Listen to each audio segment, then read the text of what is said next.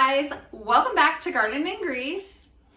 It's mid-July and about 100 degrees outside, too hot to do anything in the garden midday, so I decided to come in and start preserving some things. Today we are going to can up some cherries, just this much. They were on sale at the store. I bought a bag of them and we ate what we wanted fresh. I pitted the rest and now we're going to jar them up in some light syrup.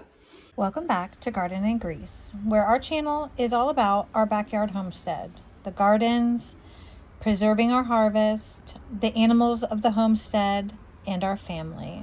Thank you for coming along on this adventure. We also have a whole bunch of berries. I've thawed them out, enough for another perfect batch of wild berry jam.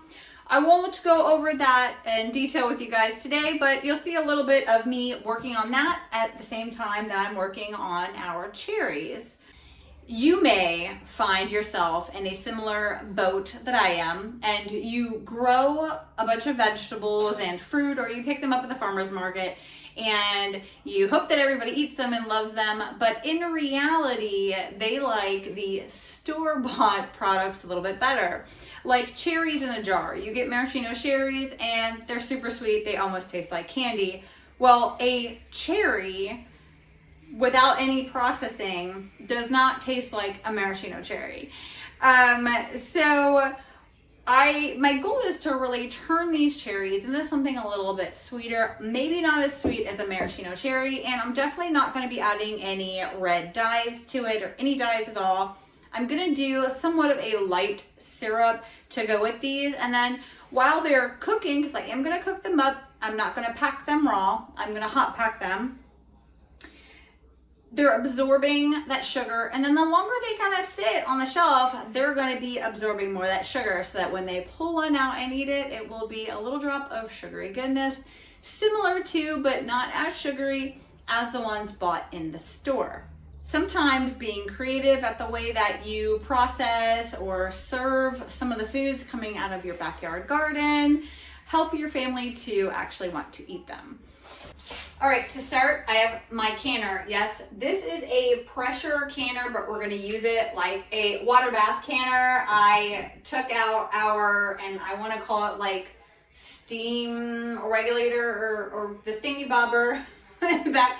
I had taken that off, and I'm not gonna be putting our weighted gauge on here.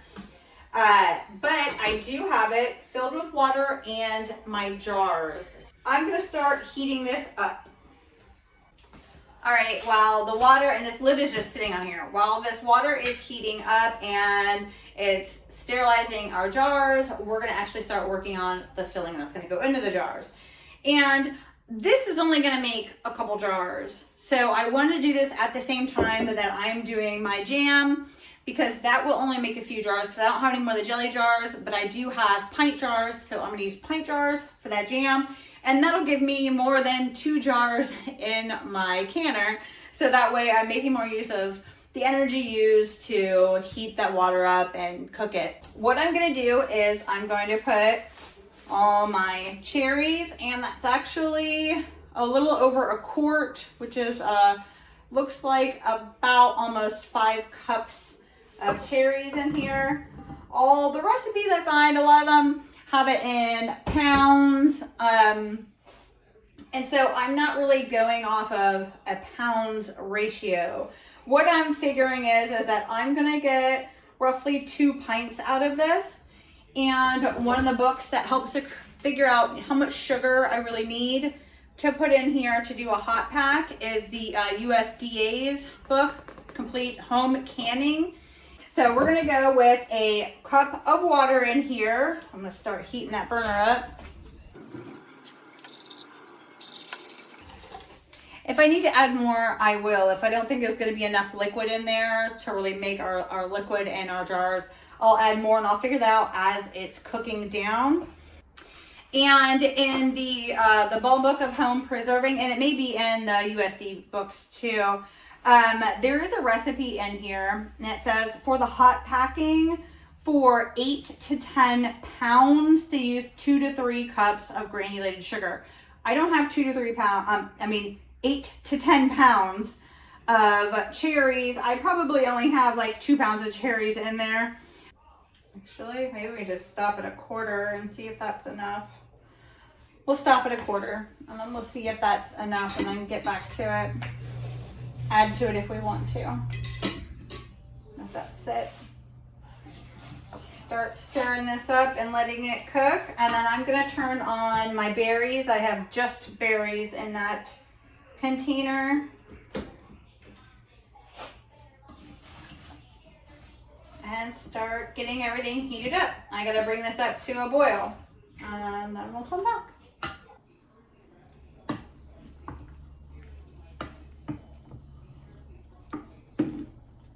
So they're nice and dark. Now these are sweet cherries. They're not tart cherries. Like I said, I just got these at the grocery store. All right, so I got this boiling. I'm gonna let it boil for a minute and keep stirring it.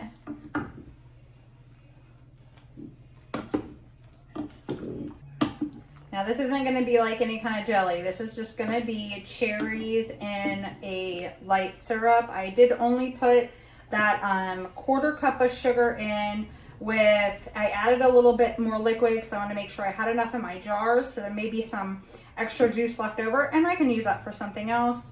But I ended up having 1.5 cups of water and 1/4 cup of sugar in here, and I tasted the syrup, you know, like the liquid, and it tastes a nice light sweetness to it with the cherries.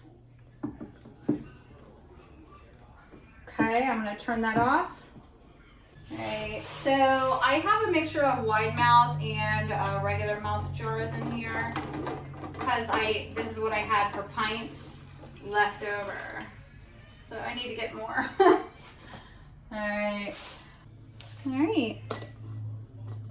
Now I'm just gonna stir these really good one more time to make sure they're not sticking.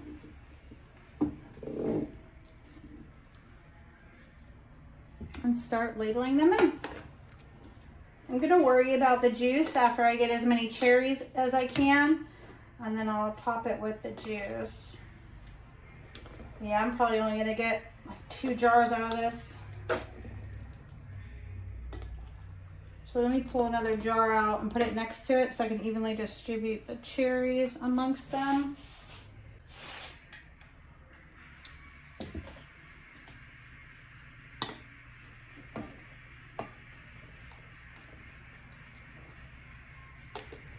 If I have any of this left over, I'm just going to put it in a jar, let it cool, and then refrigerate it. The juices will still infuse, you know, all the sugars will still infuse with the cherries really well, and they'll still taste great.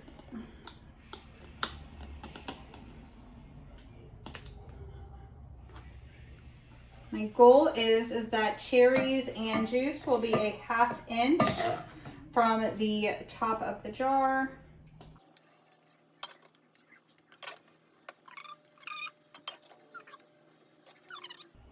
Worked out really good.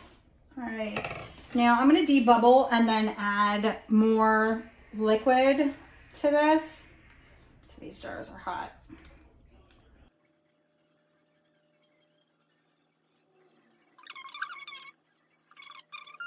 On the end of my little debubbler, I need a 1/2 inch, and we definitely don't have enough liquid in there for that.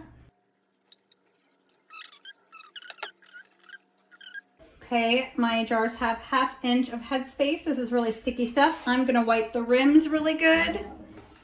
I usually use vinegar, but I didn't grab it, have it out and ready, so I'm just using water to get all that sugar, sticky stuff off of there. Oof. That's hot. Okay. I cleaned my lids and my rings. I'm just gonna place them on. And finger tight on the ring. Let me get this on there right. Okay, I'm gonna put these into the canner right now.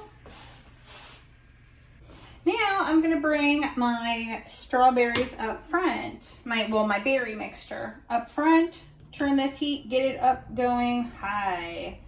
I want this to start boiling.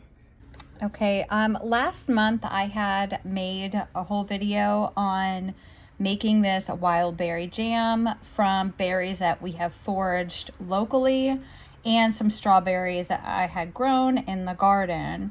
So I'm going to link that in the description below so you can see, you know, the whole process on making that. And guys, if you enjoy our videos and you haven't subscribed yet, I would really greatly appreciate it. Every single subscriber makes a big difference in our lives. Thank you. All right, so what, 2 jars of cherries and 4 jars of jam in there. And I'm pretty sure that's exactly what I said I was gonna get, so pretty awesome. I did have a little bit left over in my pot, just a tiny bit, not even enough to dirty a jar for. I'm literally gonna let it sit for a little bit and take some toast and wipe out that jam with the toast. All right, I'm gonna get this water boiling. Okay, while I'm waiting for that to get up to a boil, I wanted to point out that I could have raw packed these cherries. So just put them in and poured the sugar water syrup over top of them, put them in a canner, all of that. Raw packing for my elevation, we're under 1,000, we're like 400 something, I think, would have been a 25-minute processing time on a raw pack. On a hot pack, it's only 15 minutes. So on the jam, it's a 10-minute, but I went up to 15. So yes, I'm over processing my jam by 5 minutes, but I wanted to make sure that we hit our requirements for our cherries. So that's why I did the hot packing, not just because I think it'll help infuse the sweetness a little bit more into the cherries, but because I didn't have to have this long of a processing time. Knowing that I was only going to have 2 jars is not worth getting my canner going for just 2 jars in it. So I wanted to make the most out of a canner of product and do the 2 jars of cherries and 4 pint jars of the jam and just process it at 15 minutes. That came from the USDA home canning book, and I'll link this book and the other book down in the description. And I'm also going to link the USDA's home preserving website because there's a ton of recipes there as well. In the back of my cabinet, I did find a small jelly jar, probably from the last jelly that I finished off, and that's how much I had left in my pot that I couldn't fit into the pint jars, and we're gonna enjoy that this week. All right, so these boiled for 15 minutes. I turned off the heat, took the lid off, and let it sit for about 10 minutes in the hot water, and then I pulled them all out. They're really hot. I don't want to touch them right now, but can you see from the light? Can you see this beautiful deep dark color in here? But we have our 2 beautiful jars of cherries, 4 of the jam, a little bit of cherry syrup, and we ended up with that much leftover jam, and we'll be putting that on, heck, ice cream. Actually, I'm going to be making some brownies here in a minute, so I think some mixed berry jam on a brownie sounds really awesome. All right, after these cool down, I'm going to take the rings off, make sure everything got a good seal on it, and I'm going to put these in our pantry. Thank you for watching Garden and Grease. If you haven't subscribed yet, please consider doing so. It'll help this little channel out really big time. And don't forget to like and share. Have a good day, guys.